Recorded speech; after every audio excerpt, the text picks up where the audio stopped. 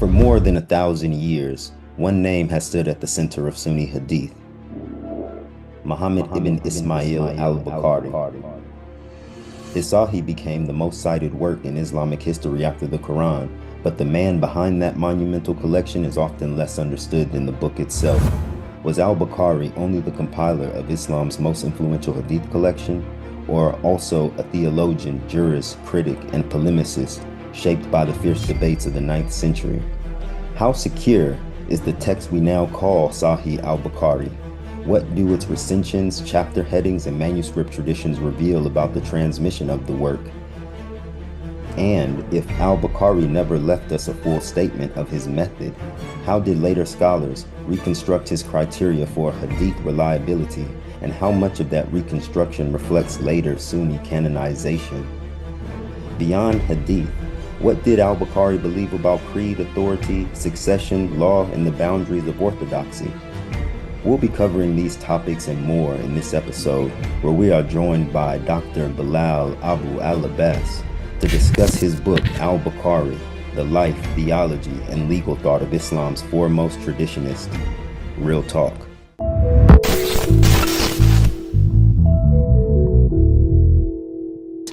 Assalamu alaikum, Dr. Abu-Alabbas, and welcome to our podcast.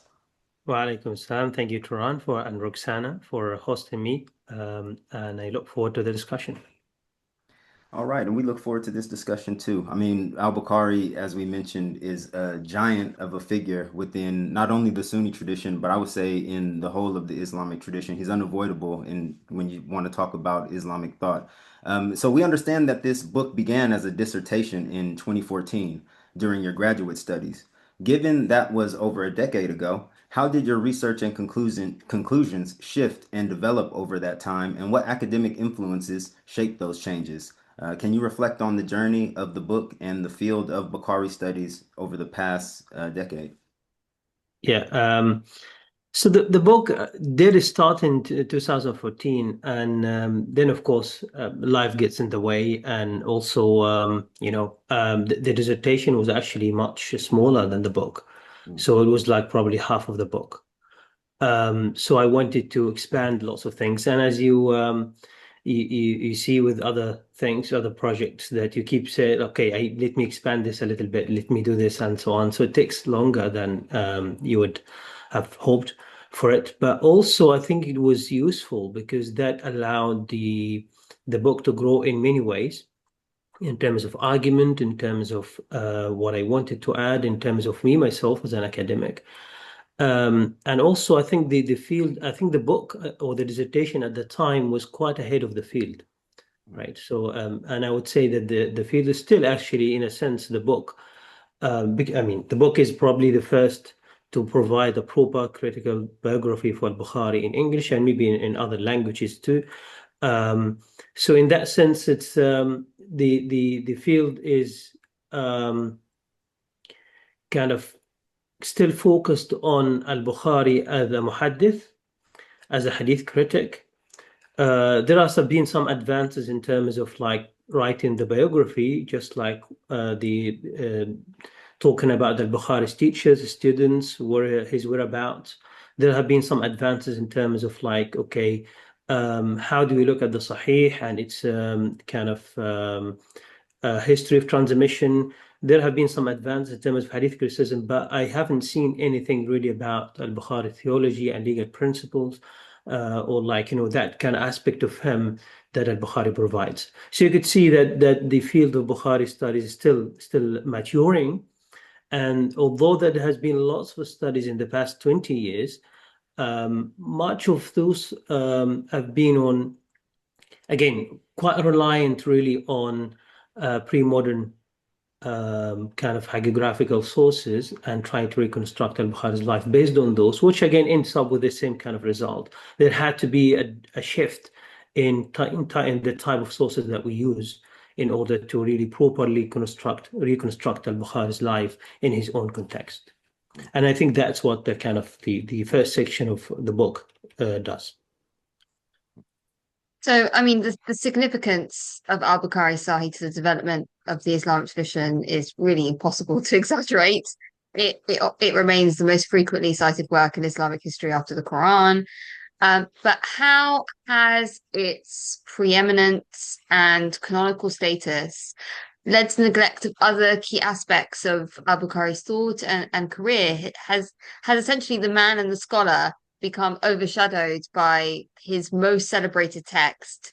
And if so, how does your critical biography seek to rectify that? So, in a sense, of course, Al-Bukhari became, as Jonathan Brown highlights in his canonization work, Al-Bukhari and Muslim became canonized and elevated as the benchmark of authenticity and authority when it comes to hadith and hadith criticism. So, in that sense, Al-Bukhari, in his context, Al-Bukhari was also a person with theological commitments, a person with views on different topics around theology, politics, law, and so on. Someone who believed in certain methods to actually yield results in terms of law and lawmaking. So, in order to have Al-Bukhari as a figure that appeals to everyone, Al-Bukhari should eventually rise above those different lines, like the boundaries between different groups. So in that sense, what we needed to emphasize is Al-Bukhari's authority in hadith criticism, which is an important aspect of Al-Bukhari, but that would have meant that we would have minimized discussions around the Quran, discussions around the love, the discussions around his legal commitments, his anti-Ra'i kind of tendency, and so on. That would have allowed him to be a figure that everyone appeals to. So in that sense, over the long century of 4th century or 5th century, there was a lot of emphasis on Al-Bukhari's authenticity criterion, a lot of emphasis on Al-Bukhari's hadith criticism, but less emphasis on his theology, downplaying the conflicts and the problems that arose later in his life around the Quran controversy and so on. And that eventually meant that everyone would look at Al-Bukhari as the author of the Sahih, but not also the theologian or like the mutakallim, although he was the mutakallim like Abu al-Hasan al-Ash'ari, for example, but someone who engaged with theology. They wouldn't have looked at him as someone who had written a methodology of legal theory that is focused and entrenched in focused on hadith and shows a bit of an anti-Ra'i approach. So in that sense, overall, Al-Bukhari's hadith has been put up, other things have been like put to the side so that Al-Bukhari can become the figure that everyone appeals to. If you had still emphasized every other aspect, some certain sections in the community would have felt a bit hard to accept Al-Bukhari's, those other aspects of Bukhari, although everyone kind of accepted his authority as the greatest muhaddith in the Islamic tradition.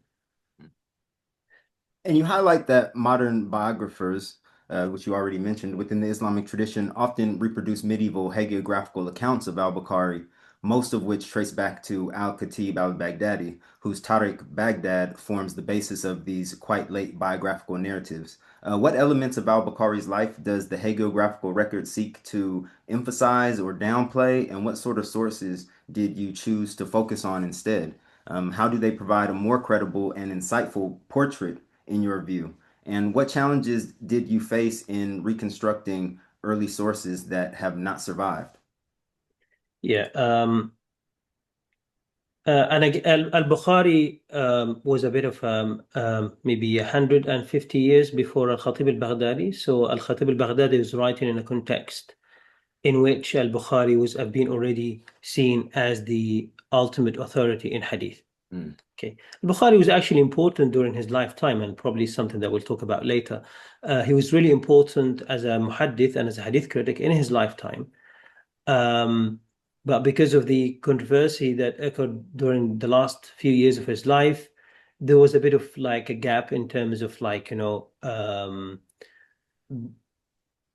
actually still going on with Al-Bukhari's works and so on.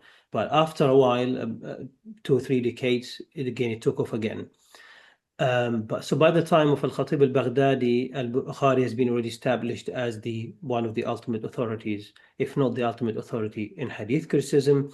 And that would have meant Al-Bukhari is already seen as a figure that rises above sectarian lines, differences in terms of legal principles or like law and so on.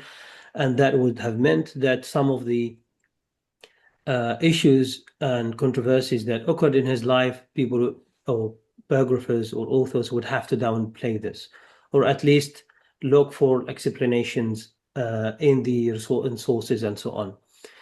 So which meant really to reconstruct Al-Bukhari's life in his own context, we have to go a little bit beyond that point. And the earliest sources that we could look at are Al-Bukhari himself. Like, Al-Bukhari himself had lots of works, although that you could give us a hint about the context. We would have been aided by some biographies that were quite early as well. So one of the earliest lines that we have is from Ibn Abi Hatim. He has 2 lines in his Jarh and Ta'dil, and he talks about Al-Bukhari as someone who's important, and that his father and Abu Zur'a al-Razi studied with him hadith when he came to Rai, and then they stopped reading hadith with him after Al-Bukhari or after Dhuhli sent them a letter saying that Al-Bukhari pronounced the love's opinion, and therefore they stopped reciting hadith with him. Okay, so that gives us a hint at the context in which the controversy took place. But also there is the biography that was written by his most loyal, in a sense, student and his copyist, the person who traveled with him almost everywhere from Al-Bukhari's 50s to the end, and that's Abu Ja'far al-Warraq. And he loved Al-Bukhari very much, that he considered himself a son to Al-Bukhari. And in some of the statements, he talks about Al-Bukhari as someone, you have taken me as a son, and you have honored me, and you have respected me, and so on. And he was like that, passionate about him as a son would be passionate about his father who has been wronged, and so on.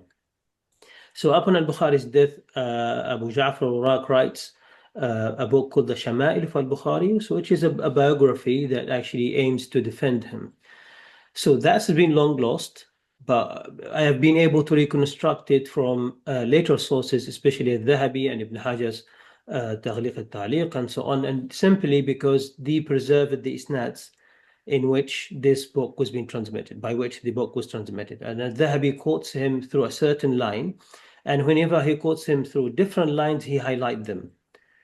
So in that sense, there is like a reason to trust what Al-Dhahabi quotes, and I've only used the material that only give us factual information, rather than opinions, or actually I'm only dealing with factuals.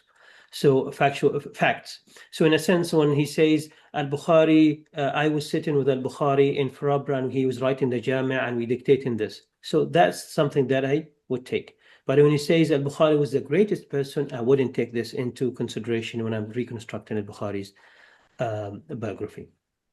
So also looking at Al-Bukhari's writings himself, I was trying to see where Al-Bukhari was at a certain moment in his life. So, for example, it says, I met Ahmad ibn Ishkab al-Misri in Egypt in 217, and he died shortly after I left. So that gives me information that Al-Bukhari was in Egypt in 217. Okay, and then later on, I find him that he has met someone in Ashkelon in 218. That meant that Al-Bukhari went from Egypt to Ashkelon. 219, he ends up in Mecca during the Hajj and meeting someone else. So he was 218 in Mecca and so on. So that's how I reconstruct his movement. And if you read the travel section, you will be able to really see the movement of Al-Bukhari around the time from the beginning of his journey to collect hadith until the end of his life. And like say in 5 years plots. in this year he was here because he met this person, and he says in this book that I have met this person at that time, and so on, and I go through that. So when other people say that Al-Bukhari had 2 major trips or 3 major trips, I think actually Al-Bukhari kept traveling back and forth at different times.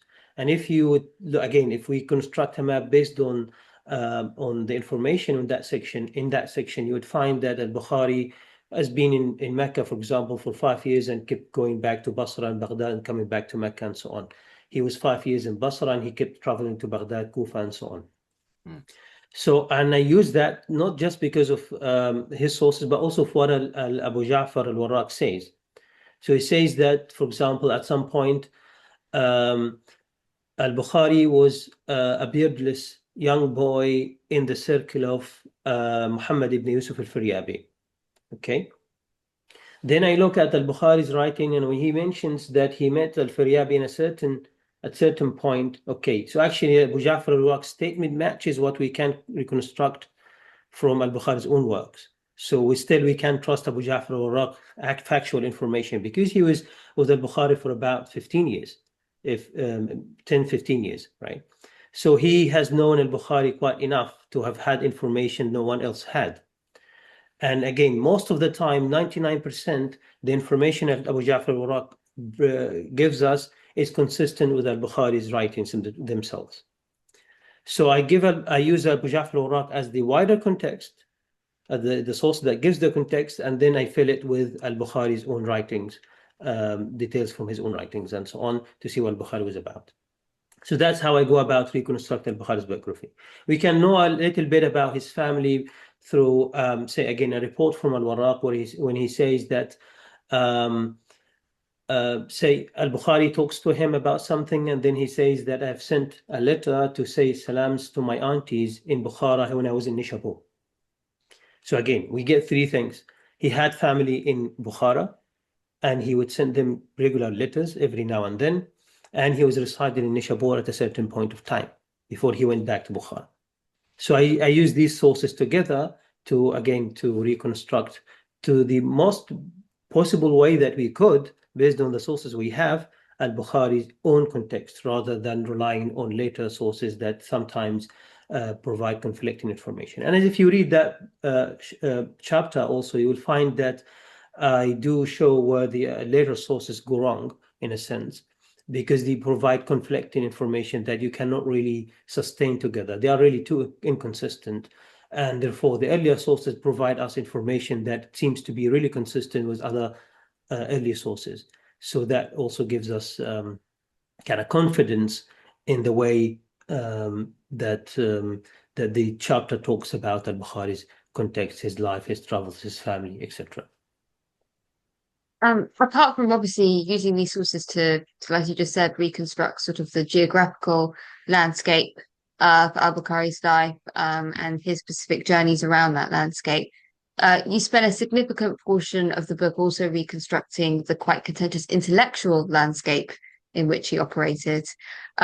Why is this historical context so crucial to understanding how his thought, his intellectual projects, legacy developed, in your view? And it's been argued that maybe one can gain a sense of Al-Bukhari's unique contributions to the disciplines of Islamic knowledge, even without a background understanding of the doctrinal debates that defined his era. I mean, do you disagree with that, or do you think it's crucial? I think still you can get some sense of what Al-Bukhari is saying in the Sahih without the context, but you wouldn't get the full picture. There are significant gaps that you can only fill by looking at the context of Al-Bukhari. And there are 2 examples I would use. For example, while Al-Bukhari was so anti-Ra'i, who is so anti-Jahmiyyah and some other groups, right? And the reason is the context in which he emerged. So Al-Bukhari was probably like 20 or more or less or like, older, or maybe 25 when the Mihna took place, right? So exactly about 25, actually 26 when the Mihna took place. And he was a young person traveling to collect hadith. And during the Mihna, many scholars of Ahlul Hadith were questioned, tortured, died in prison. The student of Al-Shafi'i, al-Buwaiti died in prison. Al-Bukhari's own teacher, Nu'aym ibn Hamad, died in prison. Ahmad ibn Nasr al-Khuza'i was a very important figure for Ahl al-Hadith, was like the second man after Ahmad ibn Hanbal, was crucified. And he was crucified for the whole duration of the Mihna, right? And so Bukhari and Muslim and all those young scholars of Ahl al-Hadith would go into Baghdad to study, or any other country. They would just come through the gates of Baghdad, and they would be seeing Ahmad ibn Nasr al-Khuza'i on the cross for more than 10 years, 15 years. So, you could see that for 15 years, there is that build of anger and resentment and hurt and so on in the Ahl al-Hadith as a collective group. They felt that they've been wronged, persecuted, and the reason for them is that because they stuck to the Sunnah. That's how they voted. Not from the other perspective, they were seen as like innovators, or like, Nabita and so on. But from their own perspective, they have been only tortured and persecuted because they have stuck to the Sunnah of the Prophet sallallahu alaihi wasallam. And in that sense, they wanted to emphasize that identity. And the Mihna really helped Ahl al-Hadith to consolidate as one group against other groups. And the Mihna was also a driving force in that collective identity that eventually gave us Sunnism, right? Sunnism proper, as well. Of course, there were developments before, but Sunnism proper emerged after the Ahl al-Hadith consolidated what they thought or believed as orthodox beliefs, orthodox methods of law, and so on. Okay. Also, the Ahl al-Hadith, the people who persecuted Ahl al-Hadith were different parts. Some were Mu'tazili, some were Jahmi, some were Ahl al-Ra'y. Many of the judges that questioned or at least interviewed some of the Ahl al-Hadith were Ahl al-Ra'y. So again, you could see why the tension is there. So there is a big tension between these groups at that time. So for Al-Bukhari then later to write staunch criticisms of all these groups is very understandable. It wasn't just Al-Bukhari even. Many scholars, including the sons of Ahmad ibn Hanbal, the son of Ahmad ibn Hanbal, his uncle, many of the students of Ahmad ibn Hanbal, including Abu Sa'id al-Darimi, Al-Bukhari, Al-Tirmidhi, all the collectors of the Sunans, Ibn Majah, Abu Dawud, everyone writes about the groups of their time. Whether these are the Jahmiyyah, whether these are the Mu'tazila, whether these Ahl al-Ra'y. Al-Darimi has a staunch critique of Ra'y in his introduction. So again, we need to see the context.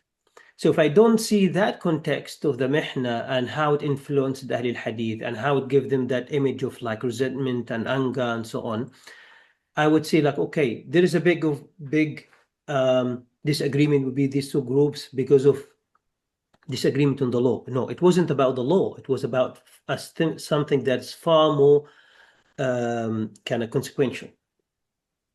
So then later, a century later, or 150 years later, we see all these differences toned down. The Ahl al-Hadith calmed down.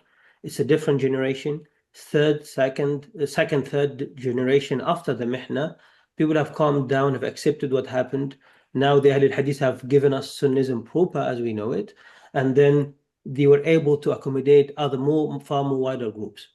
Some of the groups that even emerged or became consolidated in the 5th century, 6th century wouldn't have been admitted to the Orthodox community in the 3rd century because it was a community that was under siege and a community that was very defensive and unwelcoming because of the context.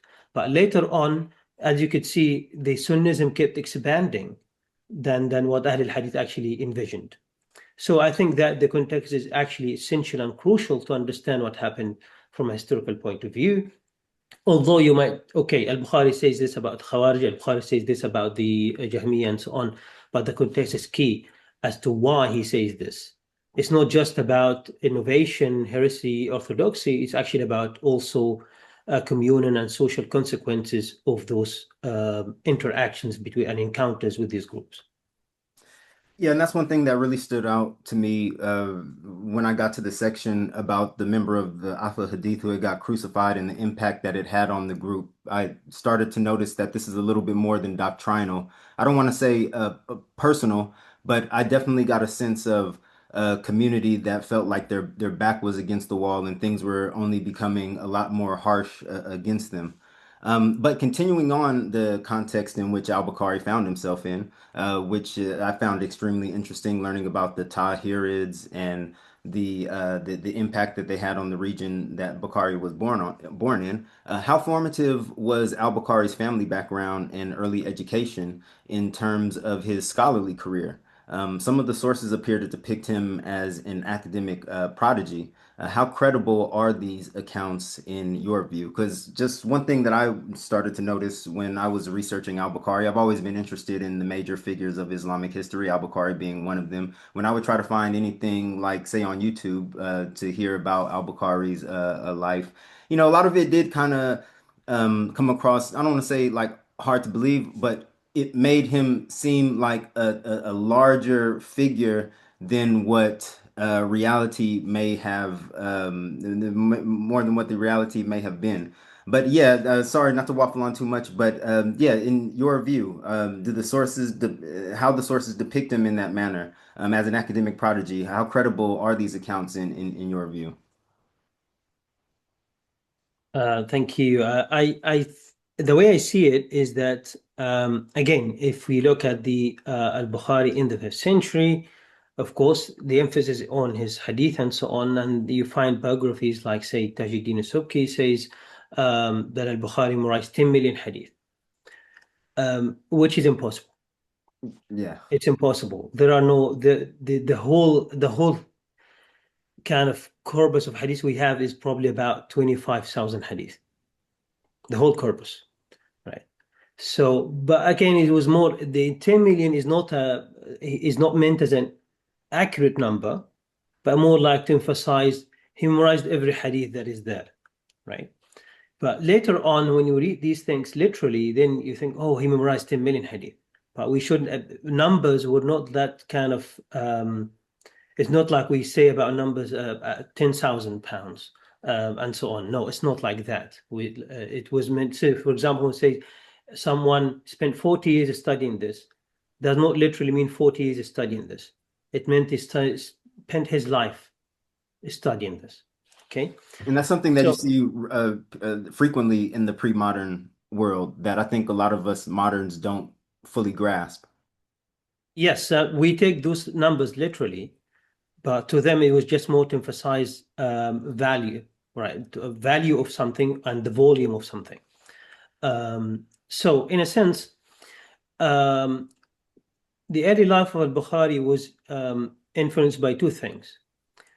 Of course, his father was someone, he was really invested in terms of knowledge, but he was a very wealthy man. I was a merchant and he traded and he had considerable wealth.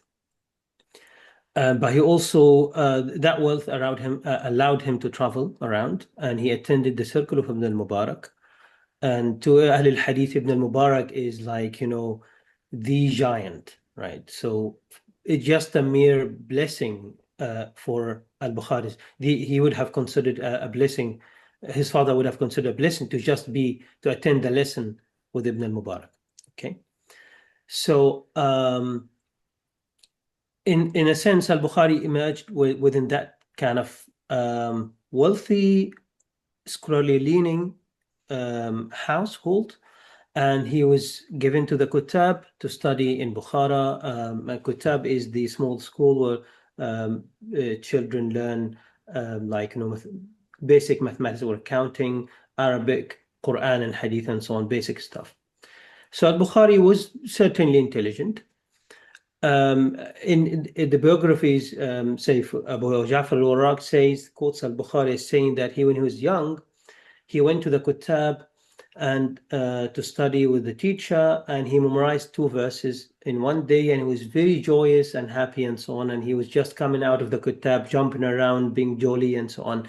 And all the kids looked at him and said like, okay, what did you learn today? And he said 2.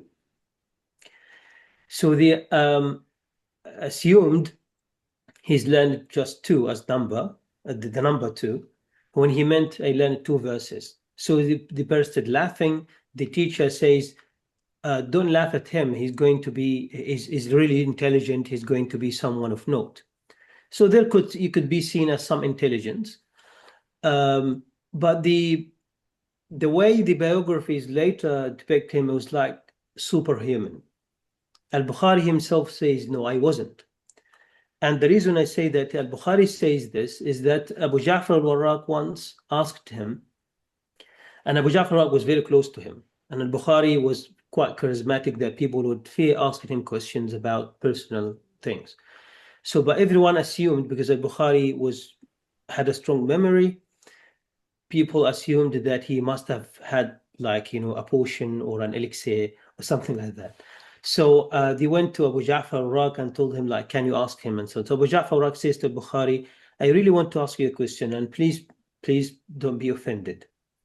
So Bukhari says, La tahsham minni, don't worry, ask whatever you want. And again, it kind of emphasizes the connection between both of them. So he said, okay, many people wanted to ask that question, and they approached me thinking that I'm close to you enough to ask you that question. And he said, like, ask away.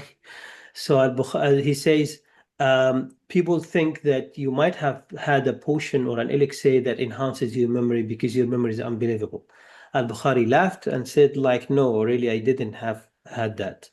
And I tell you something, I do forget things. So once I was writing a letter to my aunties, and aunties here should be understood to be general, not just relatives, but also like, neighbors and so on, in Bukhara when I was in Nishapur. And I tried my best to remember some of the names, and I forgot. So I sent the letter without saying salam, presumably because he didn't want to send salam to some aunties, but not other aunties, and they might be offended that he didn't remember them. So he sent the letter without salam at all. And then he says, but I almost never forget hadith. He says, I almost never forget ilm. And ilm translates as hadith. And the reason is, I always revise. He says, every day I revise. And I have not seen something that is more crucial to a student of knowledge than revision and consistent revision. So Abu Ja'far al-Warraq later on says that Al-Bukhari would rise multiple times at night to write down something.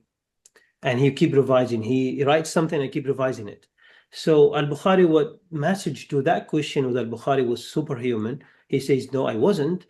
I just studied hard, right? And hadith was important to me that I even forgot family members or like neighbors' names, but not hadith.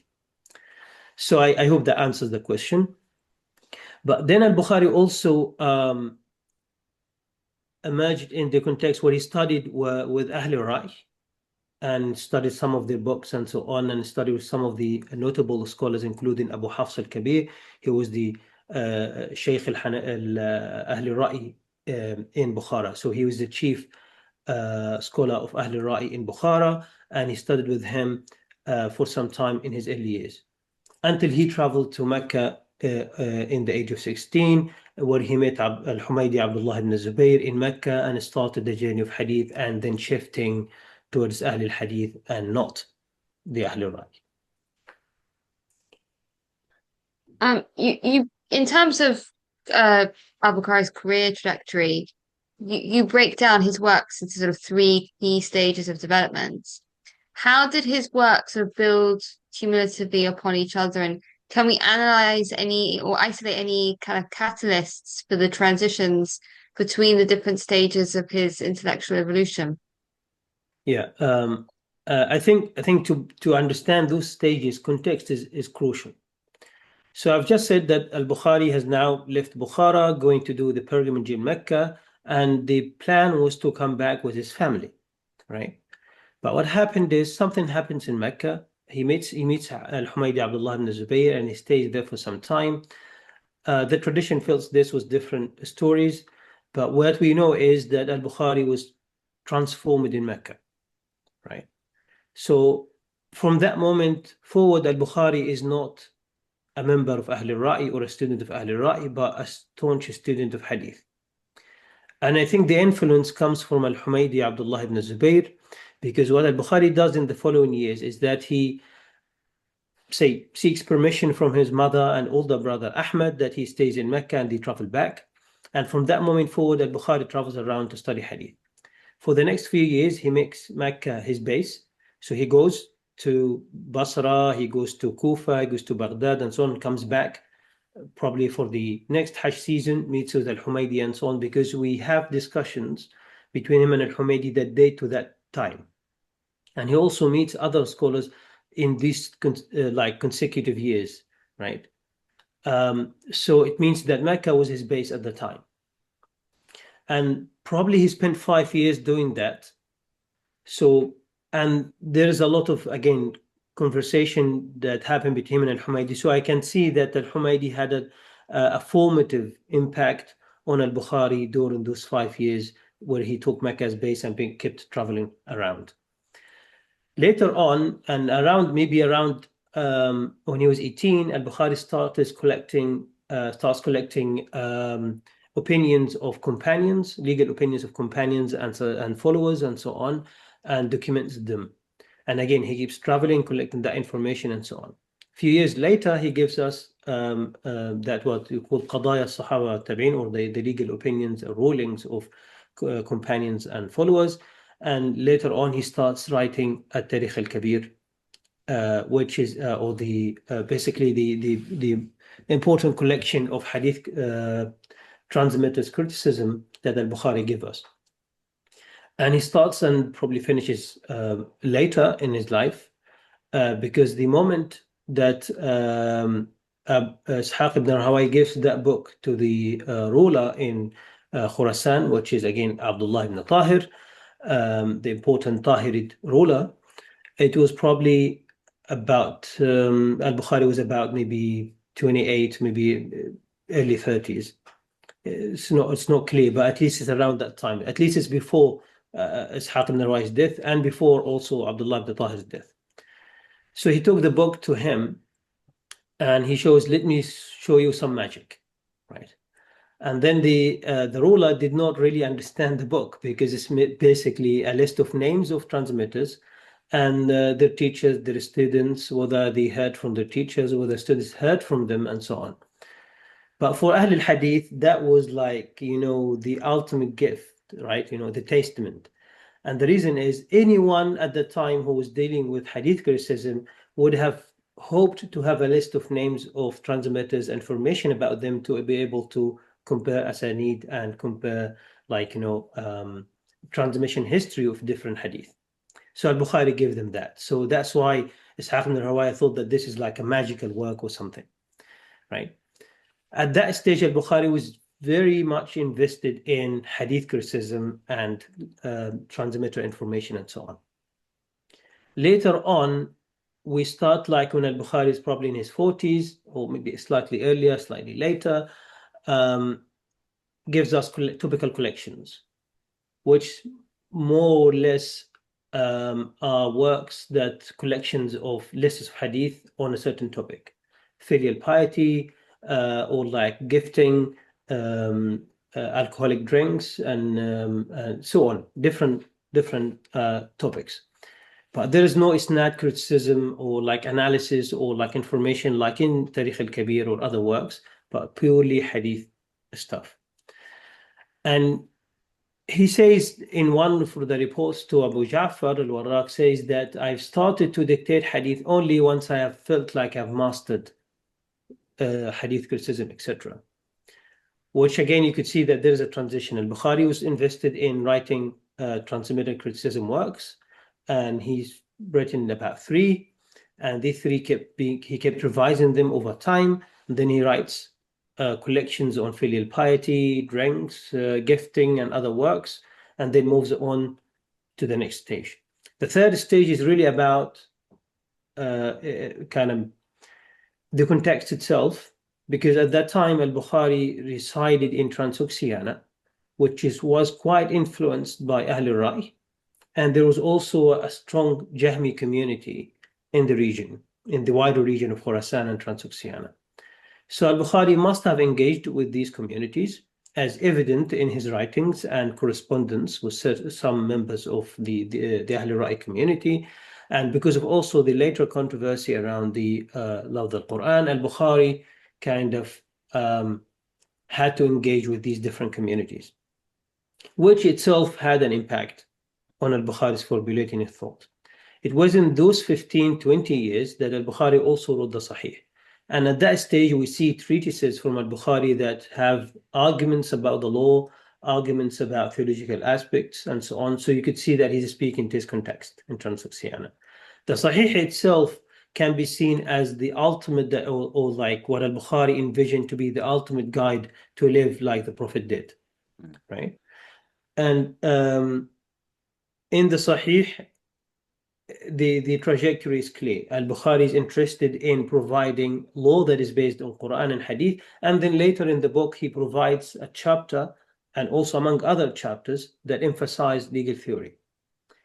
So again, he's responding to the context that is focused on Ra'i, right, and the methods of Ahlul Ra'i. He's trying to backtrack from that and says like, or not backtrack, but more like provide an alternative to that. A theory that Ahl al-Hadith, or people who want to base their law on the methods of Ahl al-Hadith, they would have an alternative. That does not mean that the Ahl al-Ra'i were not basing their laws on Hadith. They were basing their laws on Hadith, of course. There was no question about the authority of Hadith for either of the groups, but it was more like the fine details of what kind of Hadith we rely on. So for the Ahl al-Ra'i, they minimized relying on Khabar al-Wahid. Ahl al-Hadith emphasized relying on Khabar al-Wahid. But generally, the authority of Hadith was equally important for both groups. So Al-Bukhari was basically providing an alternative to the methods of Ahl al-Ra'i, including Qiyas and so on, which Al-Bukhari saw as inconsistent. For the Ahl al-Ra'i, the consistency actually is Qiyas. Okay, but we can come to that later in the discussion. We talk about legal principles. So in general, the early context of Al-Bukhari has influence on him throughout, and you could see that through different stages. He was in Transoxiana early on in his life, and ended up in Transoxiana later in his life. Between that first stage and second stage, Al-Bukhari was collecting hadith and writing hadith works and hadith criticism works, and that actually led to the final stage. So we could see the trajectory was actually logical in a sense. And how was al-Bukhari's pioneering decision to compile a text devoted only to reports that he considered Sahih received by his contemporaries and the generation of scholars that immediately followed in the wake of his career? Was this departure from the previous practice of earlier hadith collectors initially welcomed, or met with resistance and disapproval from others in the hadith scholar community?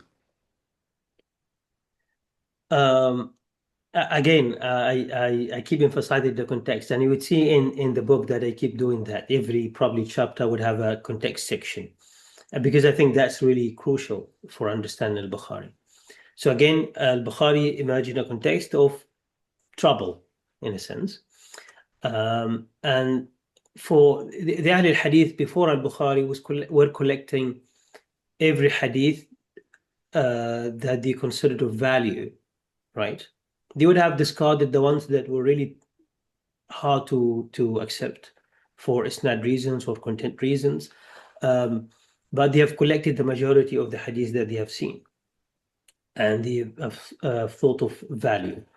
So Al-Bukhari came, and as you can see also in Muslim and his introduction, he emphasized that why do we need to rely on every hadith when we can just focus on the Sahih, and there is enough in Sahih hadith that we don't even need to consider other hadith.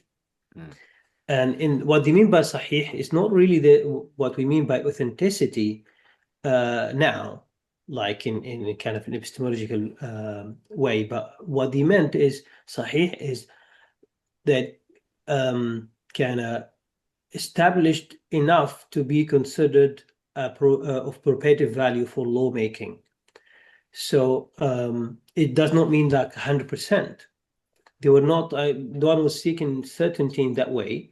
So for the Ahl al-Hadith general, okay, we need to collect the legacy of the Prophet and we need to rely on it and so on. And because we are in a context of competing and being pressurized by other groups, then we have to not show any weakness.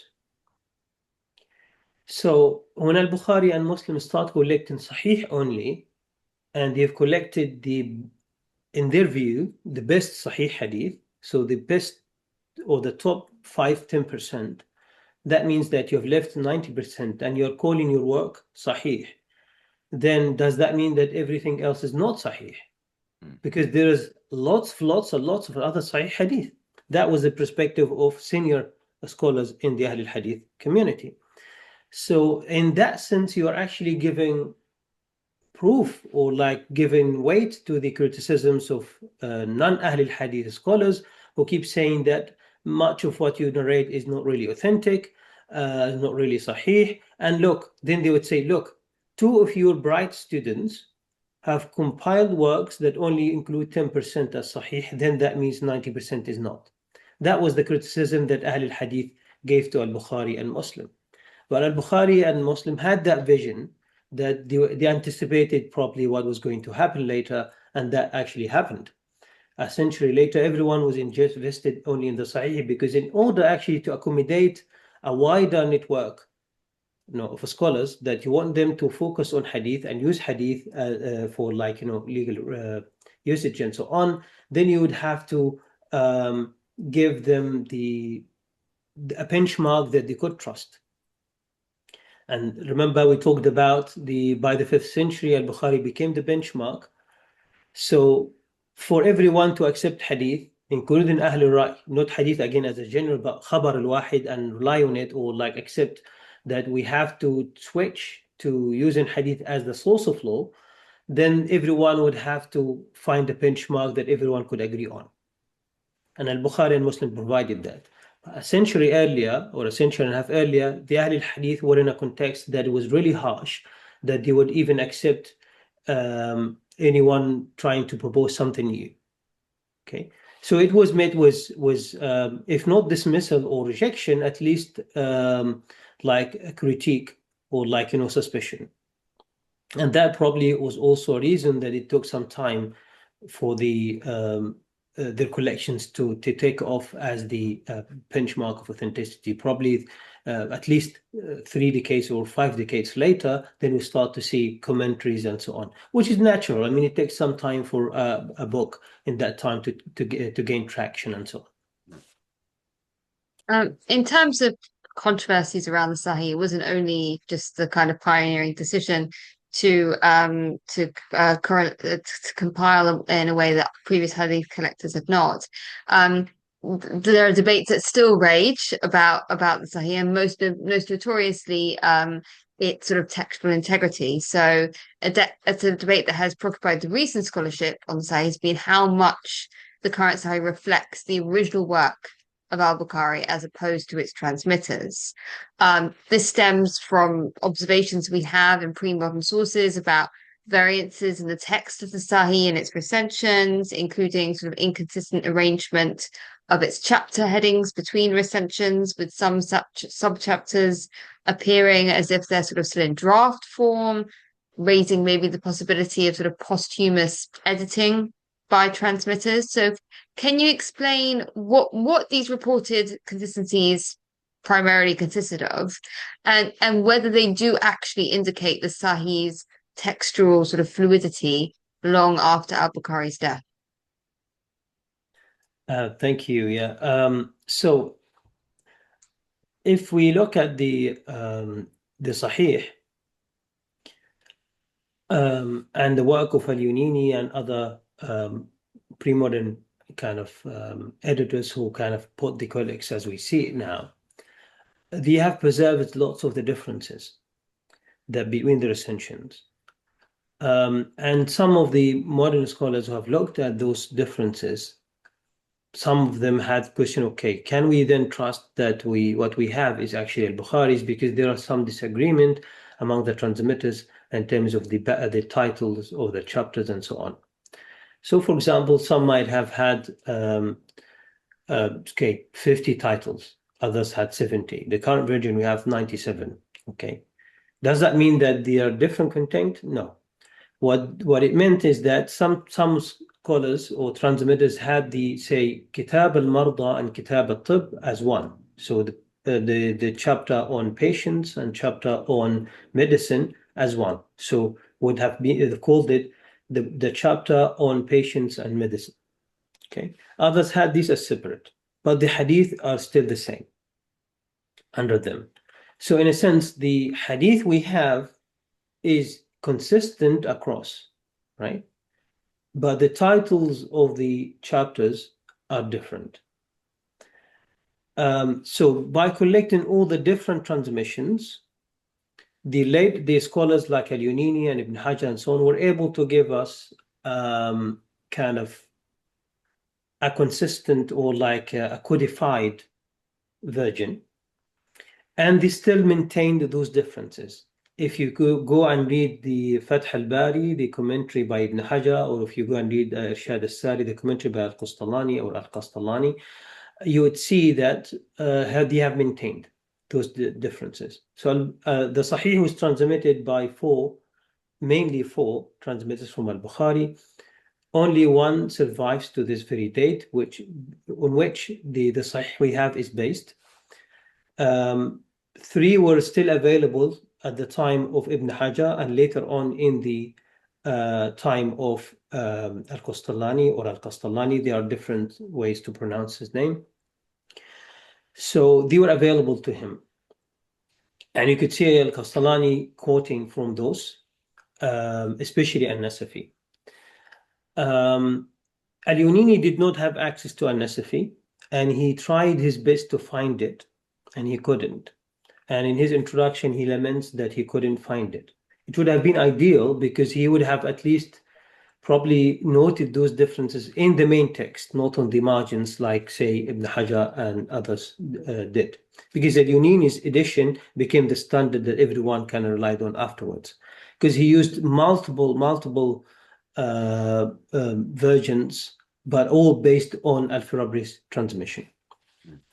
So some might ask why then that only Al-Farabri survived. My argument is it is completely natural because Al-Farabri recited the Sahih to Al-Bukhari 3 times, right? According to the evidence we have and colophons in the manuscripts and so on and statements from different transmitters, it's confirmed that he recited Al-Bukhari recited the Sahih to Al-Bukhari 3 times based on his copy, or at least or Al-Bukhari's version even. So, but others did not recite more than one time. But in fact, Nasafi and Hamad ibn Shakir transmitted the Sahih in its entirety except the last 200 or 300 hadith that Al-Bukhari gave them by ijazah, meaning that he authorized them to transmit them without him dictating directly to them. Okay, and the reason is Al-Bukhari was in the last few months of his life when he transmitted to Ibrahim ibn Ma'qil al-Nasafi and Hamad ibn Shakir al-Nasafi on his way to Samarkand, just a few days before he died. That was in Ramadan 870, right? Or Hijri would be 256.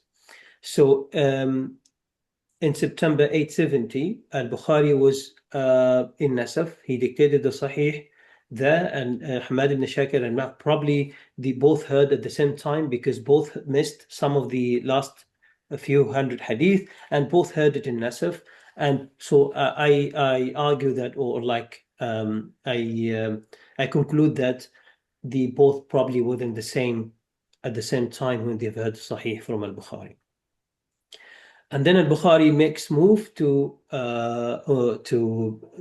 travel continuous his travel to Samarkand, but he dies before reaching that. So you could see why he was hastening to leave, so he authorized them to transmit the last 200 hadith or 300 hadith on his behalf. So if you are a student and you have 2 masters or 2 teachers, one heard the book 3 times, he revised Al-Bukhari a few times in its entirety, and one who's missed 200. You tend to go to the one who has memorized and has done it 3 times, because that's more like solid. And down the line, say 5 centuries later, you still want to be connected to the line that is more solid. And because every other teacher of note and importance connected themselves to that line that is solid. So there was probably demand on the Farabri's recension to be copied. And that's why you find thousands and thousands, countless manuscripts. Probably the only other work that received same attention is probably the Dalail al-Khayrat, but I assume that the Sahih probably received more attention, and probably there are more copies of Sahih Bukhari around the world.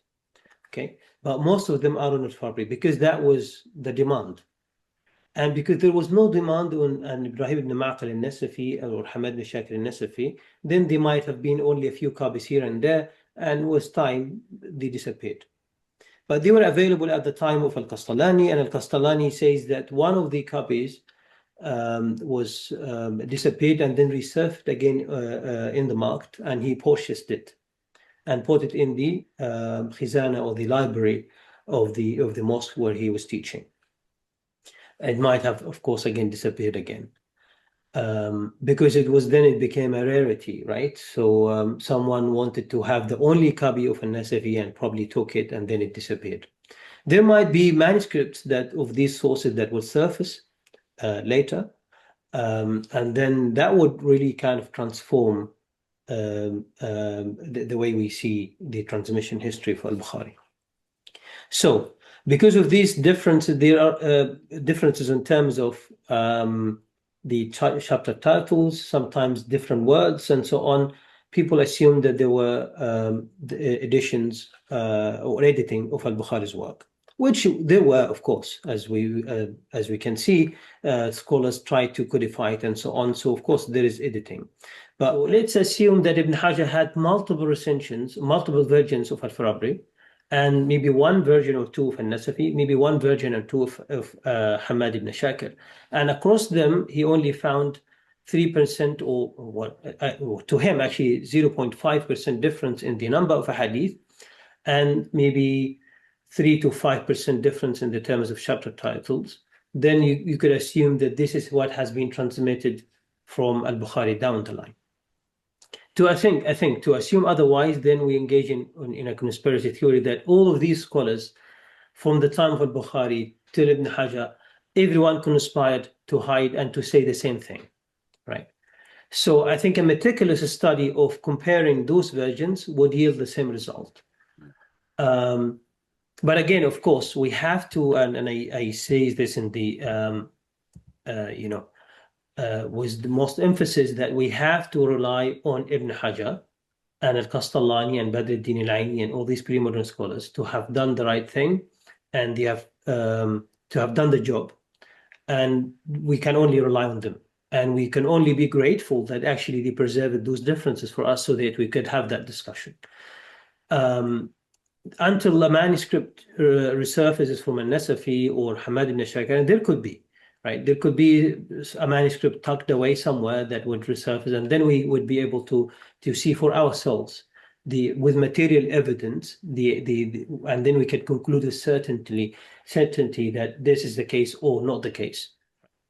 So basically, your conclusion is based on the current evidence, beyond the normal permutations of manuscript transmission for texts that are as large and detailed as the Sahih, that the book has not been meaningfully altered, essentially, after its death, according to what we have at the moment.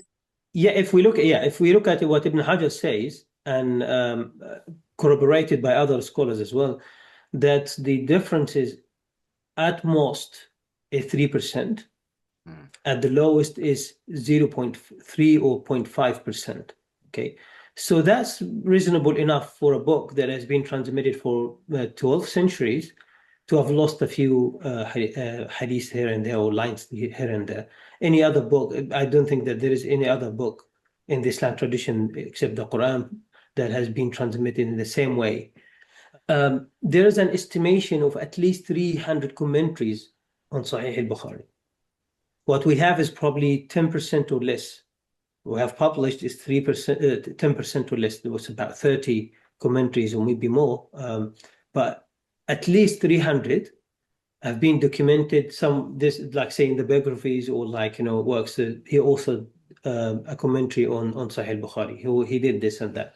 Most of these would have been about, like say, explaining hadith, explaining difficult words in the hadith, making commentaries on the transmitters, philological clarifications, exegesis, and so on. So different types of commentaries throughout the ages. We only have about 10% of those.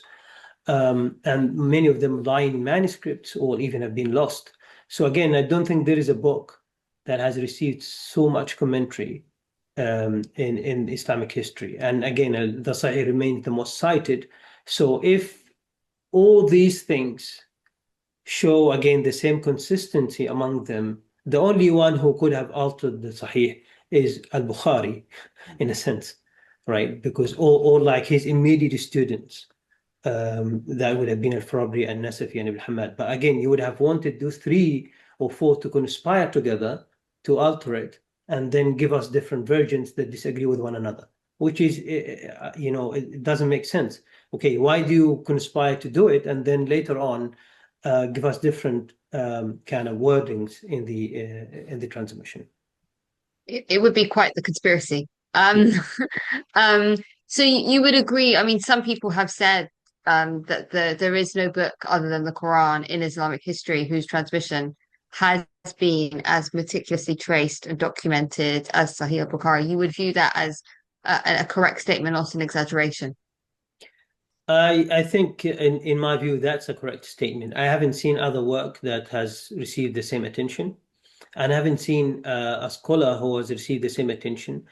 I've seen like probably 70 titles or more on Al-Bukhari just in the past 30 years in Arabic alone, right? On Al-Bukhari or on the Sahih. And that's in our modern times. So if you count backwards, you'd see a lot more. And some still remain in manuscripts. So no one has received much attention as Al-Bukhari did, or his work to have received much attention like Al-Bukhari did. And also remember that Al-Bukhari is so by far the most cited work in Islamic history. And because, again, he became a window into the Prophet's life and his community, then he's cited everywhere. In literature, in history, in geography. You can read Al-Muqaddasi and you find Al-Bukhari there, right? You can read about medicine, find Al-Bukhari there. Any type of work, even if you look read a book on astrology, you would find Al-Bukhari there, right? So his work has been across. So again, no other work has received the same attention throughout history. That's my judgment. I might be wrong, but that's the evidence I see suggested that. And this part of your book I found really interesting because a lot of the times when we hear about Al-Bukhari, they mention how meticulous his methodology was in sifting through hadith. But from reading your work, Al-Bukhari did not leave behind in his writings any definitive outline of his method and criteria for selecting hadith reports, in stark contrast to other prominent hadith collectors of his era like Muslim, Abu Dawud, and Al-Tirmidhi, who did. How can we explain this notable lacuna in Al-Bukhari's work?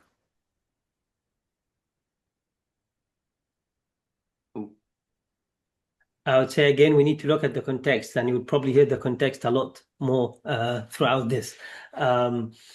So Al-Bukhari was not writing to the specifically hadith critics. The Sahih was for everyone. And because Al-Bukhari was writing for also, I mean, the hadith critics are in the background. They are in the background and they know what he's doing. You know, you could present them a hadith and they would know what is in it. Whether there is a problem or like, you know, an issue, they would notice it. Because like, as you see, like he's writing in an audience, a learned audience about hadith. Okay. But also he's addressing if we see Al-Bukhari and his context and what he was doing, he was trying to provide again a unifying text or compendium, or like a guidance that would put the community as one, and the community that he saw as the correct community. And so in a sense, it's not about methodology. He's not writing for the critics. He's writing for the community. When you see Tirmidhi, when you see Abu Dawood, and you see a Muslim, they were writing for that context. They were writing for the Ahl al-Hadith. And they write, when in their methodology, they are addressing Ahl al-Hadith. Abu Dawood in his Risala is writing to the scholars of Mecca, Hadith scholars of Mecca, explaining how he collected the collection and how he organized it. At-Tirmidhi, again, is speaking to only a Hadith audience. Of course, he's addressing other audiences, but the immediate audience is Ahl al-Hadith. Al-Bukhari's immediate audience was wider, and Al-Bukhari was also addressing other groups. And that's why later on in the book, there is a chapter that addressed the methods of Ahl al-Ra'i. Okay, so again, that was immediate audience in terms of Siyam. But what we could see is that Al-Bukhari shows his methodology elsewhere. And if we pay enough attention, we'll find statements from Al-Bukhari that would allow us to reconstruct his methodology. You would see that in his Al-Tarikh al-Kabir or Al-Tarikh al-Awsat, or what I call the Mukhtasar, because Al-Bukhari called it the Mukhtasar and so on. And in other works, including the Sahih, there are statements here and there. And also his most loyal Hadith student was At-Tirmidhi. And probably half of At-Tirmidhi's works on Hadith criticism comes from Al-Bukhari, direct questions of Al-Bukhari. He asks him something, Al-Bukhari responds, and then Al-Tirmidhi documents it, and then say, okay, I asked Muhammad about this, I asked Al-Bukhari about that, and so on, and he answered this. From those statements, we can reconstruct Al-Bukhari methodology. So it sounds like it's a matter of where to look and how to look. Yeah, exactly. Yes. So again, I wanted to depart from the later sources, so I only focused on Al-Bukhari's writings and the writings of At-Tirmidhi, because these are the immediate sources to Al-Bukhari's method. If we deal with later sources, then you start to see opinions being voiced, attempts to reconstruct his methodologies being projected back on him, and so on, which again is part of the problem that actually so far people have not been able to with proper evidence and sufficient detail and confidence to document Al-Bukhari method. So in your opinion, sort of misconceptions about his hadith criteria were generated due to the fact that tradition canonized his work as a sort of touchstone of Sunni identity, and ultimately sought to elevate him above all other hadith critics. So they had to represent his criteria as like the height of critical rigor for their time periods, which is obviously anachronistic for his time periods. So how did these later Muslim scholars, when they were trying to reconstruct this hadith criteria, and it didn't quite match the hadith that were actually in his Sahih, how did they explain away the fact that the stringent criteria they attempted to impose on him failed to match the reality of the reports actually included in his collection? Yeah, if you look at Al-Bukhari's methodology, or the assumed criterion for Al-Bukhari, is that he insisted that we have proper evidence that two links in an isnad have met one another and transmit hadith to one another. What I argue in that chapter is that Al-Bukhari was similar to Ahl al-Hadith in accepting that the possibility that these two links could have met, and there is beyond reasonable doubt, as it were, so that there is not enough doubt that they did not meet and transmit hadith to one another. And there are multiple examples that you would see that if you go by the first condition, then Al-Bukhari did not live up to his condition. What's unfair because we have projected then a condition to him that he did not specify himself. And later scholars will explain that they said, well, Al-Bukhari knows better, right? Which in my view is dogmatic, right? Because it's just based on a belief. If, well, either Al-Bukhari did not live up to his condition or he did not stipulate that condition. We don't have evidence that he stipulated that condition, but we have evidence that he actually agreed with the other ones, right? So in that sense, the natural conclusion would be that he did not stipulate it. You projected back on him and tried to justify it by dogmatic commitment. So in that sense, we only need to look at his writings, the writings of his students, and then we would see the difference in methodology. In some examples, the Tirmidhi asks him, do you think that this person, that A met B? And he said, yes, it's likely that they have met, they were in the same time, right? And in another example, he says, like, well, this person is really old, lived like for a long time, it's very likely that he had met them, right? So that likely bit is exactly what other hadith critics say, including Muslim.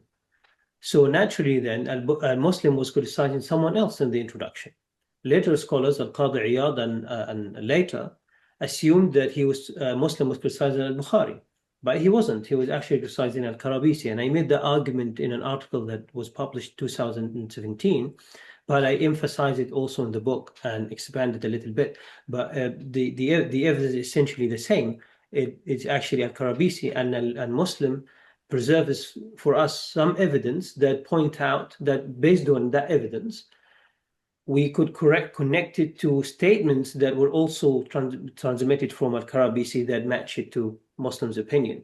So in that sense, Muslim was, there is evidence sufficient, I think conclusive evidence that Muslim was addressing Al-Karabisi, not Al-Bukhari.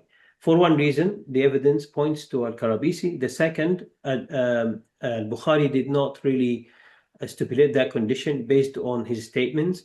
And also Muslim mentions in the introduction a few hadith, a few reports that would consider that by his standard are valid and accepted, by the standard of his opposing figure, which is Al-Karabisi, is not established. The same hadith are in the Bukhari Sahih.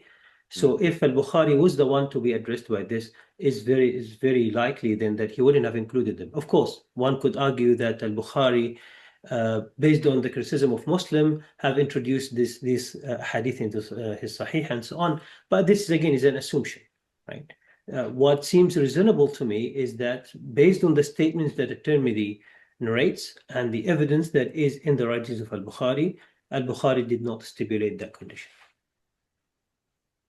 So in terms of his contemporaries and particularly Muslim, how much does Al-Bukhari's approach in terms of hadith reliability criteria overlap with the other leading Ahl hadith, figures of his time, like Muslim and Al-Shafi'i, for example? Yeah. Al-Bukhari is closer to Muslim than Al-Shafi'i, except when it comes to harmonization. He does that, apply that quite often as well.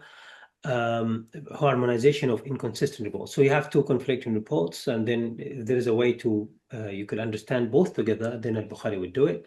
If not, then he would use the methods that Ahl al-Hadith used to compare each of the hadith. But Al-Bukhari was generally consistent with the Ahl al-Hadith in his method. He was probably more stringent on some conditions. As I outlined in the chapter, he was a bit more strict with some applications. But the same method is essentially the same method of Muslim and other scholars is essentially Bukhari's. The method was developed actually a generation before Al-Bukhari. So they just, in a sense, Al-Bukhari applied it a bit stringently, that's all.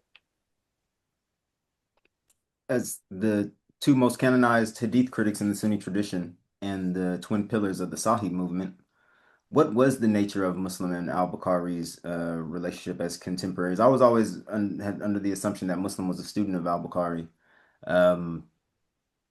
Yeah, that was my question. Yeah, I don't think a Muslim was a student of Al-Bukhari. I think the evidence doesn't show that.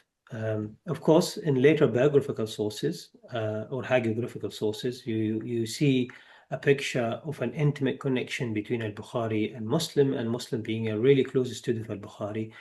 I doubt it. There is no evidence that points out to it at all. Also, some scholars say that Muslim never cited Al-Bukhari. It's not true. He cited him once in his book of Kuna, but just once, and not in the Sahih, not in other works. It's just once in a short book about technonyms and so on. But the picture of a close relationship, I don't see it. Okay. And your book also seeks to reconstruct al-Bukhari's theological views, an aspect of his work that has been particularly neglected and underappreciated. What are the pivotal sources that provide a clear window into his theology? And do we have anything from him that approaches a systematic statement of creed? Well, there is a creed that is attributed to him by Al-Lalaka'i, which seems a bit consistent with what Al-Bukhari says in his Sahih and other works. So you could see that kind of representative of what Al-Bukhari says. Whether he issued that statement as Al-Lalaka'i quotes it, it's possible, but we don't have conclusive evidence that says that this is actually verifiable. But it's at least consistent with what Al-Bukhari says in other works. So yes, there is you could see that the Bukhari creed in a sense, but it's not really distinct from Ahl al-Hadith. Al-Bukhari is almost 100% Ahl al-Hadith on all the questions. When it comes to the love controversy, you could see there are differences in Ahl al-Hadith. So he's still not departed from Ahl al-Hadith. He's within the camp, but he disagreed with other camps in the Ahl al-Hadith on that question. But every other thing is there. I would say he's Ahl al-Hadith. And another question about context. How was al-Bukhari's theology shaped by the wider context of the 9th century? In your book, you highlight the context of the Mihna as decisive in shaping al-Bukhari's theology, as we discussed earlier. Can you elaborate on that, and to what extent did he participate in doctrinal debates, despite not being a mutakallimun? Yeah. Of the mutakallimun. So Al-Bukhari was into mutakallim in kind of the mold of Al-Ash'ari or like Ibn Kullab or some of these figures, but he was someone who understood the theology of his time. And in a statement by Abu Ja'far al-Warraq, Al-Bukhari says that he studied also in his short treatise on theology, he says that he studied the thinking or the thought of the Mu'tazila and the Jahmiyyah and others, and it seems to be really evident that he did. There is a high degree of sophistication when it comes to quoting other groups, and he quotes them accurately. He identifies the ideas and connects them to a group accurately. He understands the details of their arguments, and he goes against them and was like, a systematic methodology. He on the issue of taqween, for example, which creative action of God, he goes into details about how it works, and it's in a very sophisticated way. So this would be someone who had really understood the theological context. Again, the context is also the mihna, because of this conflict, and his mortal enemy, as it were, is the Al-Jahmiyyah, right? And because again, the Jahmis, so later scholars say that the Mu'tazila were the main culprits or the executors of the Mihna, was actually the Jahmiyyah. And the Jahmiyyah became a smaller community or a smaller group that almost faded away by the 5th or the 6th century, but they were quite significant, especially in Khorasan and Turkana in the 3rd century. For example, Abu Sa'id al-Darimi, who was a staunch al-Hadith theologian, he wrote 2 treatises criticizing the Jahmiyyah and so on, but they were not bothered by them. which in his city and so on, which means that they were confident enough to really not worry about Abu Sa'id ad-Darimi. So because of the Jahmiyyah and also the different other groups were like, all like kind of again cornering Ahl al-Hadith, you could see that again there is a reaction and harsh tone in Al-Bukhari's writing, a tone of anger and so on. Especially when he talks about his teacher Nu'aym ibn Hammad, you could see the pain in the way he writes it. And he remembers the way he was kind of,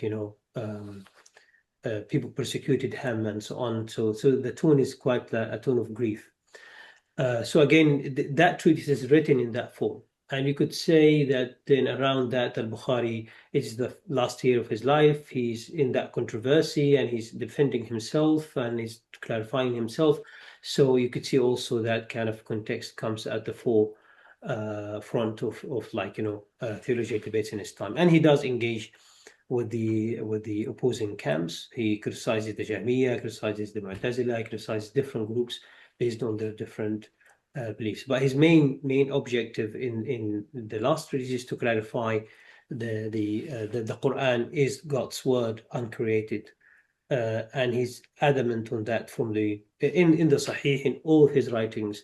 He did not change that view. So because people accused him of changing his view because of the other controversy, but it was actually it was consistent with his approach to that point. It seems that this era was so prone to sort of doctrinal schism, and Al-Bukhari seems to be constantly in the center of that storm. How did he structure his refutations against his opponents? What methods did he use in terms of sort of rhetorical theological arguments to discredit the credentials of his opponents as figures of scholarly authority, which was basically from what I gathered, the rivalry between Hadith and Al-Hurray was about. It was about who was the camp that had the authority to dictate scholarly expertise. Yes, and Al-Bukhari has kind of a consistent methodology that I would say it was across theology and law as well, when it comes to engagement with opponents. So he usually starts with the Quran, if there is evidence from the Quran, and then Hadith, then opinions from the companions and the followers and the scholars of Hadith, what he calls Ahl al-Ilm. And for him, Ahl al-Ilm are Ahl al-Hadith. So whenever he cites a scholar as a scholar, is always Ahl al-Hadith, or a follower or a companion. Then he moves on to discredit the credentials of his opponents as either ignorant of Arabic, which is quite a trope that Ahl al-Hadith used, but also their opposition used as well. He uses the trope of not ignorant, not versed in the Quran, not versed in the Hadith. In one statement, he says, like, if you really look, none of these groups, like he talks about theological groups, would have evidence from the Hadith of the Prophet that would prove them right? Or like, prove us wrong. They have no access. They have to rely on the statement of the ru'asa, their masters and their teachers and so on. But what the problem with that is that the next teacher disproves the previous teacher. They keep arguing among each other, causing more schism in the community. The community need to unify around the sunnah of the Prophet because he's the ultimate authority. That's basically his method. So for layers of arguments centered on the authority of the Prophet, because the authority is the Prophet is the one who came with the totality of guidance from God, but in the Quran and in Hadith. And his methodology, which is the Quran and Hadith, was inherited by the generations of companions, followers, and the Ahl al-Ilm, the Ahl al-Hadith. And again, he bases that view on Hadith as well, that there will always be a community that will stick to the truth and defend the truth. And that's, again, the community that inherited the knowledge, the transmitted knowledge of the Prophet. So, and then one of I think the really important arguments that he keeps using is the Arabic. He keeps saying that they do not really have Arabic. That's the main problem. They do not understand the differences between, and again, when he even criticized some members of the Ahl al-Hadith, when it comes to the last controversy. He says, look, the problem is Arabic. They did not understand the subject from the object, they understand from the description, from the described, and so on. And he quotes Al-Hasan al-Basri saying, أهلكتهم العجمة, that the lack of Arabic destroyed them. Okay, so that's you could see also, again, sophistication in the way he uses. It's well developed. It's not like just let me criticize or like say something. No, it's consistent. And consistent in theology, consistent in law, it's in the Sahih, it's in all the other writings. So his approach is consistent throughout. It reminds me of polemical debates between Muslim groups today, also centers around a knowledge of Arabic. Al-Bukhari is often portrayed as the scholar who was the most hostile towards Ahl Ra'y. Is this a fair assessment in your view, or is it a little bit harsh? Al-Bukhari was, of course, a staunch critic of Ahl Ra'y, but it would be unfair, or unfair, but wrong, probably historically wrong, to assume that he was the only one doing this. It was Ahl al-Hadith across the board. You read Ad-Darimi, harsh tone. You read Ahmad ibn Hanbal or his son's writings quoting his father, is the same tone. Malik ibn Anas quoting, saying similar things, and so on. And the reason is, again, we should not look again at Ahl Ra'y as one person, or it's a collective group, wider than just 2 or 3 or 4 individuals. It's a wider group at the time that was, again, the Ahl Hadith saw as the ones who persecuted them, in a sense, or at least partly persecuted them during the Mihna. So there was that reaction. Okay, so, and you looked at not just these early figures. So we might argue that Malik and Shafi'i, or these early figures, they were just statements attributed to them. Fair enough. But if you look at the actual writings from that time, it wasn't just Al-Bukhari. You see Ad-Darimi, you see Abu Dawood, you see At-Tirmidhi, you see Muslim as well. You see Ibn Majah. All of them are critics of Ahl Ra'y. All of them say something about Ahl Ra'y and other groups as well. If you look later at Abu Sa'id al-Darimi and other scholars of the 3rd century, especially students of Ahmad ibn Hanbal and the students of his students, they're all critical of Ahl Ra'y. But the reason Al-Bukhari is at the forefront, of course, because it's Al-Bukhari. Sahih is cited and read every day, everywhere, right? So he's immediately visible. He's an ultimate authority, so people sometimes can't take those statements from him without, okay, what was behind it, right? But everyone else was doing the same. By the 4th century, again, the generation is different. The anger has calmed down, and the Ahl al-Hadith were more open to receive and accept different opinions, the same from other groups, and then it all came together. But in that generation was a generation of competition, anger, persecution, and so on. So the tension was high. So again, we need to see Al-Bukhari and his camaraderies, or comrades in their context, right? In order to understand why we have those statements from him or from other people as well, it's because of the context.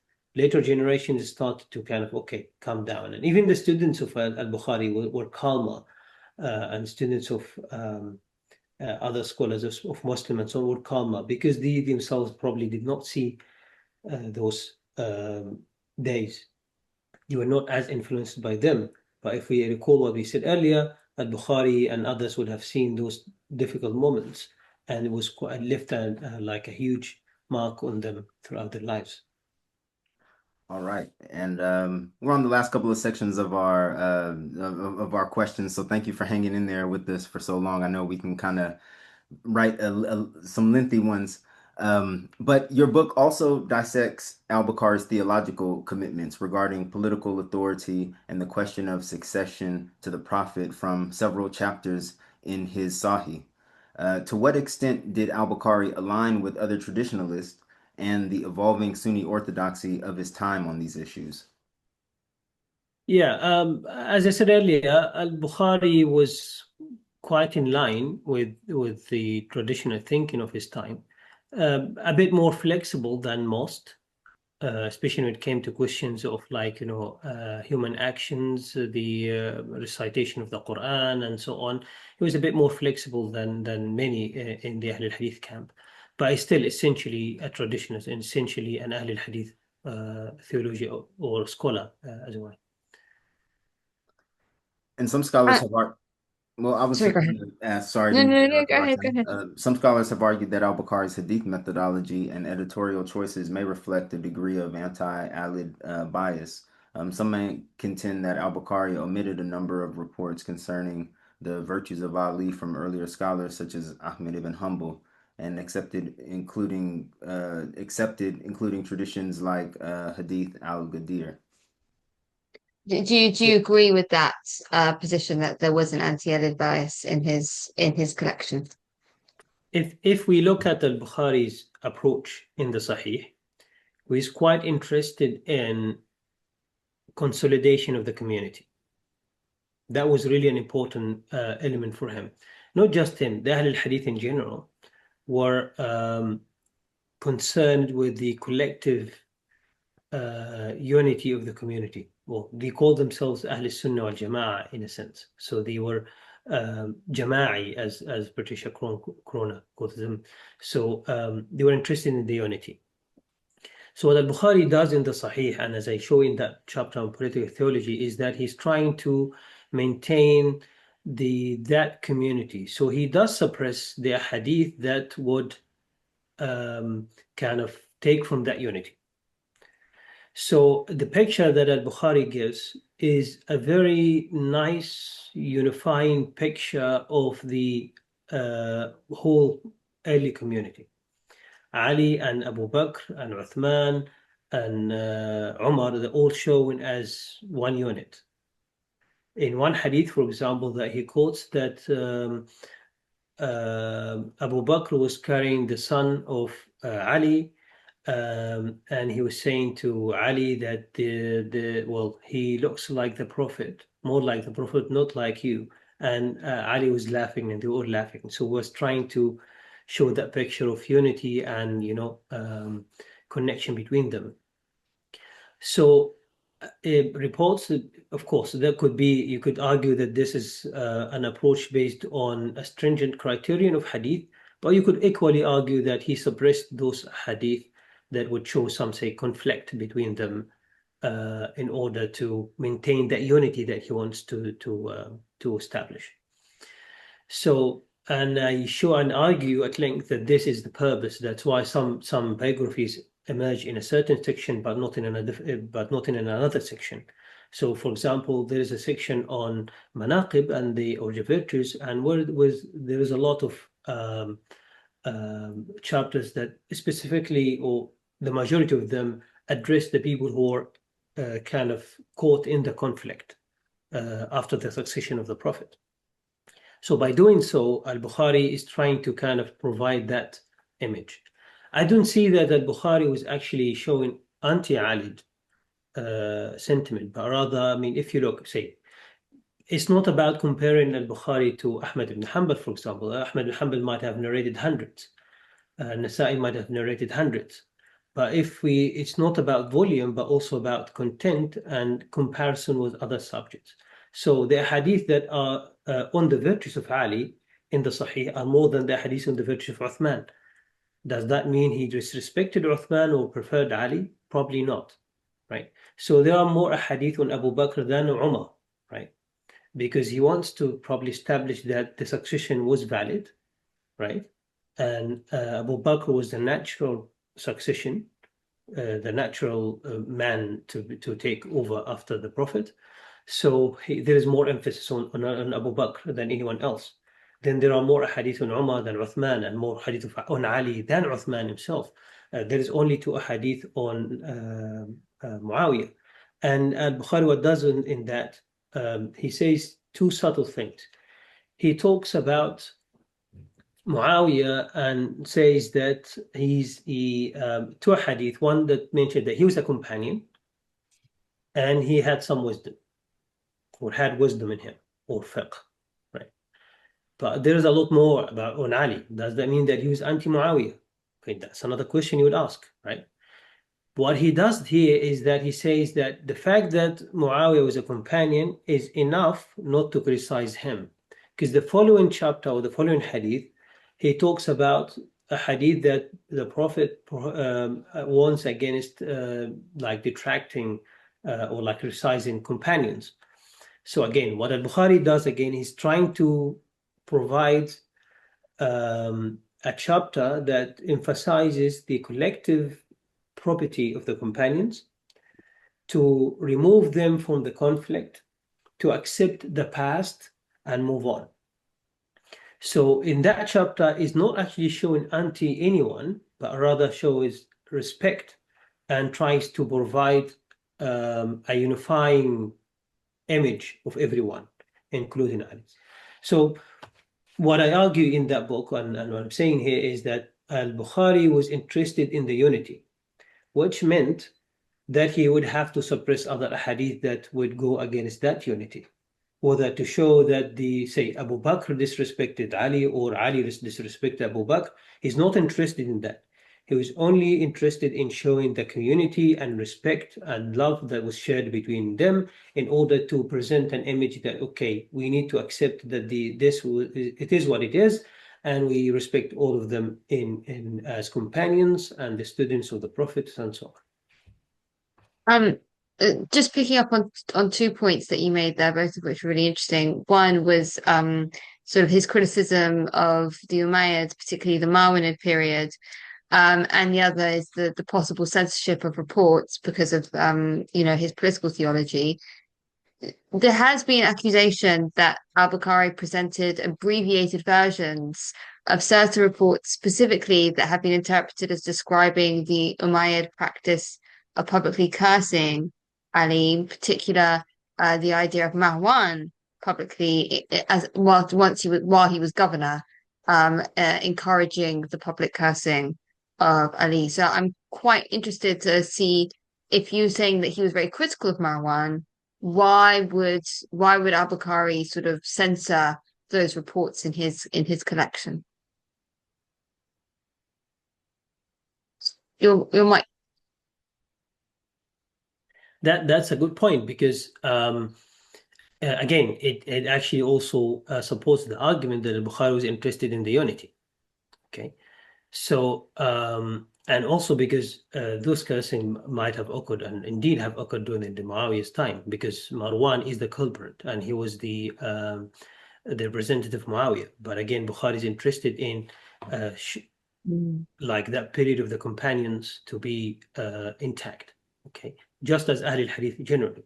But in terms of the redaction, I don't take this as a surprise, because from early on, all the scholars agree and unanimous that Al-Bukhari does the abbreviations across the Sahih, not just on that question. Any student of Darul Ulum, beginner student of Darul Ulum would tell you that there's something we call taqti', or like Al-Bukhari does kind of abbreviates versions of his hadith, or like just presents one version, not one version, one part of the hadith everywhere. One example is the first hadith in Al-A'malu bin-Niyat, the actions are based on intentions, is reported different times in different ways across the Sahih to serve a certain purpose. So Al-Bukhari does that across the board, and when it comes to theology, comes to law, it comes to history, when it comes to the expeditions of the Prophet, any chapter probably would find a hadith that has been repeated elsewhere. And that's why the scholars say that Bukhari had 2,552, maybe something out, or 2,602 ahadith that are without repetition, over 7,700 or something with repetition. That means that each hadith has been repeated like 5 times at least on average, right? So some of the hadiths might have been repeated 5 times, some might have been repeated 4 times, and so on. So that's something that is not unique to that case. But again, in that case, Al-Bukhari is interested in showing the unity, right? And not interested in who did it. He's not interested in who did it. He's interested in the fact that he has been cursed on the member, or people called him on the members Abu Turab. And he's saying, my position on this is that Abu Turab was, these people are mistaken, right? Abu Turab was actually a dear name to Ali, because what happened is the Prophet was cleaning his back as he was saying Abu Turab, rise Abu Turab, and he was laughing and smiling to him. And he's kind of sorting out the relationship between him and Fatima. The other thing that hadith also, that report shows that Ali and Fatima were human beings. They had disagreements, they had a husband and wife argument and so on, and Ali was upset and so on, but the Prophet was there to kind of calm him down and so on. So it shows both elements, humanity, but also love from the Prophet to Ali. And then love back from Ali in the sense of like, well, Ali accepted this technonym or like sobriquet as Abu Turab as dear to him. So in a sense, he detached it from the Umayyad usage and put it in a different context as a context of respect. Okay. So in that sense, that's why he redacted it, or that's how I understand he redacted it, because again, he's not interested in who did it. He's interested in the unity, interested in what it means. In other, as I said, the hadith of Ammar ibn Yasir is repeated different times. Other different hadiths are repeated different times for different purposes. Sometimes to give a new isnad, sometimes because he's interested in that meaning only. There is, for example, the hadith about the Prophet asking to bring him paper and a pen, or like parchment and pen to write something. This is represented, I think, 7 times, but for different 7 purposes, right? Each time the hadith is presented differently. Not was like is not like with either with the same isnad or a different isnad, but is presented different, or one part of it is presented in that point to make an argument. Okay. So I think that's not like something that is unique to that section. It's just everywhere in the Sahih. Right. And finally, just on the political theology, sort of some researchers have suggested that there might be a pattern that his political theology influenced his evaluation of transmitters, and again, there's sort of an accusation of anti-Alid bias. Again, would you find those arguments persuasive, or do you think that they are not a fair assessment of how his political outlook affected his evaluation of transmitters and who he chose to transmit from? Yeah. I think you could argue that, say, Al-Bukhari was selective in his use of in picking which transmitter to transmit from, but ultimately the only one who would be able to answer this in an accurate way would be Bukhari himself, because we cannot really read into him, but we can make guesses or informed guesses, or like look into different things. So, for example, Al-Bukhari narrates from different groups, like say there are Shia narrators in his Sahih, there are Ahl al-Ra'i narrators in his Sahih, there are Khawarij narrators in Ahl al-Sahih, there are Murji'a narrators in his Sahih, and so on. So I think it's the approach is sometimes it was really unavoidable for the Ahl al-Hadith not to transmit from someone who had shown some tashayyur or some irja or some ra'i and so on. The standard opinion among the Ahl al-Hadith is that you transmit from anyone as long as they do not propagate their ideas in hadith, or as long as they are showing they can pass the thresholds of Ahl al-Hadith in terms of transmission, accuracy, etc. But you still could argue, okay, why did not he transit from X or Y or Z? But ultimately, he's the one to answer these questions. Continuing with the comparative contextual approach, you examine al-Bukhari's legal principles in relation to the nascent Sunni juristic schools of law of his period. Does al-Bukhari set out a coherent legal theory in his works? Although he was later claimed by all 4 of the surviving Sunni madhabs, where, in your view, can he be placed on the spectrum of legal opinions in the 3rd/9th century? I think Al-Bukhari's methodology of law or legal principles was was centered on hadith, centered on the authority of the Prophet. For him, the Prophet was everything. He was somewhere between Malik and a Shafi'i, more closer to a Shafi'i in a sense. Some of the ideas of a Shafi'i is around the consensus of the companions, the role of the companions, and so on. They are there in Al-Bukhari. Al-Bukhari's understanding of consensus or ijma' is clearer than Shafi'i's kind of perception of ijma'. There are different opinions on how Shafi'i viewed ijma', but Al-Bukhari is clear. It's for him the ijma' of the companions.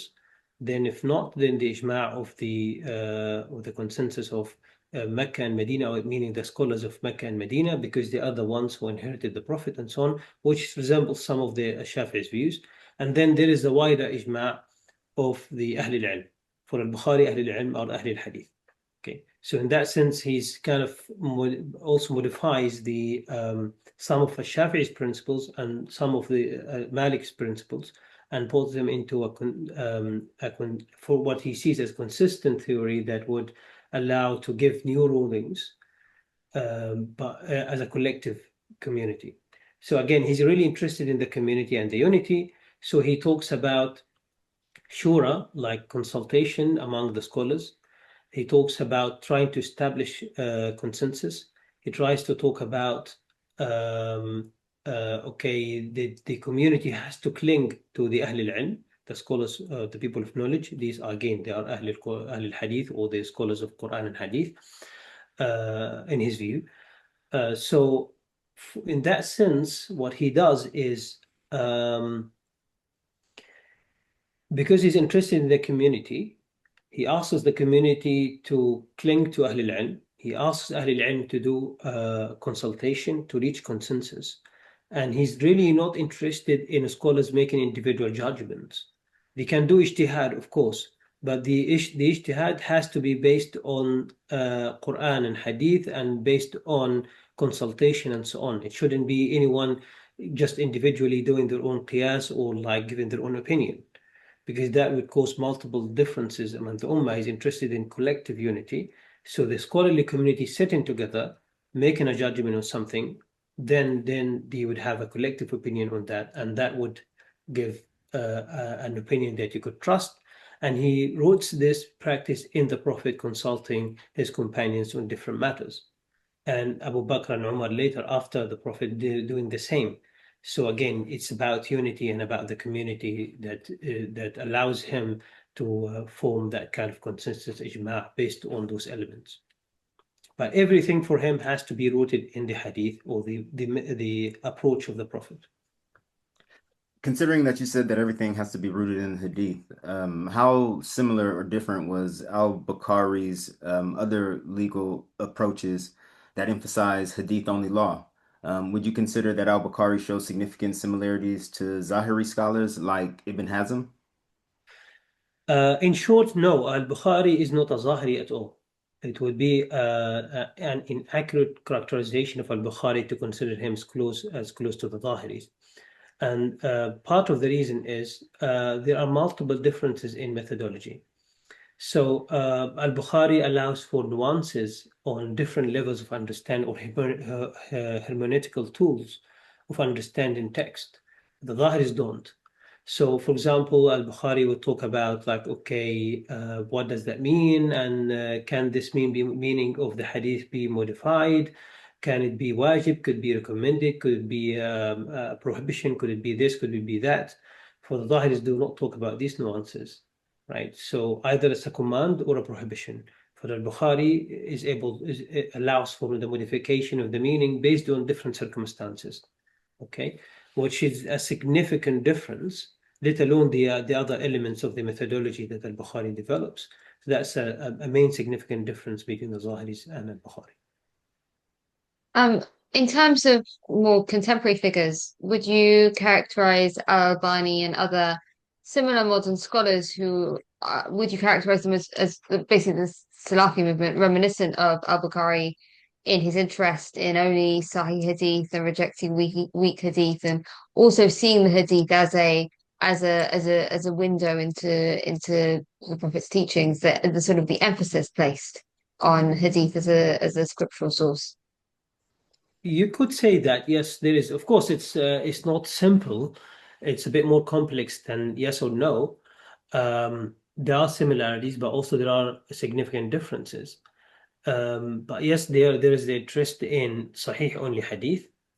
There is the interest on writing everything on the Prophet, but this is probably the case for almost everyone else. Everyone is trying to root their practices in the authority of the Prophet, within Sunnism and without Sunnism, of course. So it's not just the Ahl al-Hadith or Hadith scholars, but also what is